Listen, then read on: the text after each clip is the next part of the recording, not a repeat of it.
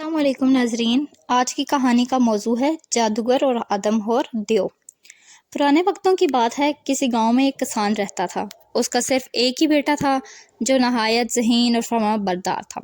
اب کسان بوڑھا ہو چکا تھا اور کام کے قابل نہیں رہا تھا۔ ایک دن وہ سخت بیمار ہو گیا۔ اس کے بیٹے نے اس کا بہت علاج کروایا اور اس کی تیمارداری کا خرچ پورا کرنے کے لیے اپنے کھیت بیچ دیا، لیکن کسان کی طبیعت ٹھیک ہونے کے بجائے خراب ہوتی چلی گئی اور ایک دن اس کا انتقال ہو گیا۔ کسان کا بیٹا اب دنیا میں اکیلا رہ گیا۔ کھیت تو پہلے ہی اس کا نہیں رہا تھا، صرف ایک گھوڑا تھا۔ وہ کیا کرے اور کیسے کمائے، یہ سوال اس کے لیے سہانے روپ بنا ہوا تھا۔ چنانچہ وہ اپنی قسمت آزمانے کے لیے گھوڑے پر سوار ہوا اور سفر شروع کر دیا۔ کئی دن کی مسافت کے بعد وہ ایک شہر کے دروازے پر پہنچا۔ وہاں کھڑے ہوئے سپاہی نے اسے روک کر پوچھا، کون ہو تم اور شہر میں کیوں آنا چاہتے ہو؟ کسان کے بیٹے نے جواب دیا، میں ایک پردیسی ہوں اور اس شہر میں اپنی قسمت آزمانا چاہتا ہوں تاکہ اپنی روزی روٹی پیدا کر سکوں۔ سپاہی نے یہ سنا تو بولا، اگر قسمت آزمانا چاہتے ہو تو پھر ایک سوال کا جواب ڈھونڈ کر لاؤ اور اس شہر کا حاکم تمہیں منہ مانگا انعام دے گا۔ کون سا سوال؟ کسان کے بیٹے نے پوچھا۔ ہمارے شہر میں ایک آبشار ہے، پچھلے 1 سال سے وہ خشک ہے، لیکن اس کی وجہ کسی کو سمجھ نہیں آتی۔ اگر تم اس کا جواب ڈھونڈ کر لاؤ تو حاکم تمہیں انعام مکرام سے مالا مال کر دے گا۔ سپاہی نے کسان کے بیٹے کو بتایا، ٹھیک ہے، میں ضرور پتہ لگاؤں گا۔ کسان کے بیٹے نے جواب دیا اور آگے کی طرف چل پڑا۔ کچھ دن بعد وہ دوسرے شہر کے دروازے پر جا پہنچا۔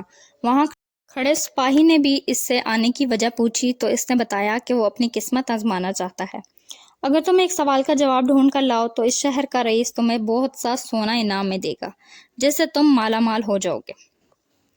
سپاہی نے کہا، کون سا سوال؟ کسان کے بیٹے نے پوچھا۔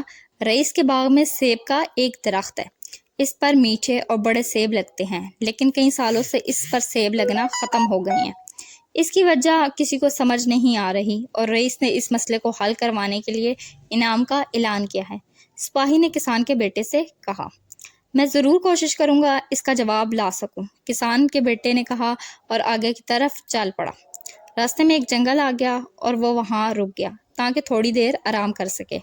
اچانک وہاں ایک جادوگر آ گیا اور لڑکے سے پوچھا، کون ہو تم اور کہاں سے آ رہے ہو؟ کسان کے بیٹے نے اسے اپنی پوری کہانی سنائی اور کہا اب وہ ان 2 سوالوں کے جواب حاصل کرنا چاہتا ہے۔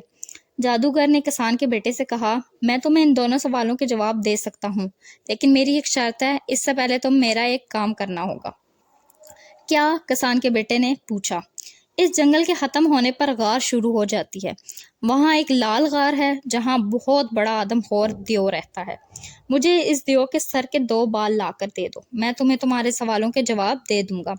جادوگر نے کہا، ٹھیک ہے، میں اس کے بال ضرور لے کر آؤں گا، لڑکے نے کہا اور گھوڑے پر سوار ہو کر غار ڈھونڈنے چل پڑا۔ جنگل ختم ہونے پر غار شروع ہو گئے۔ بہت ڈھونڈنے کے بعد بالآخر اسے لال غار بھی نظر آ گئی۔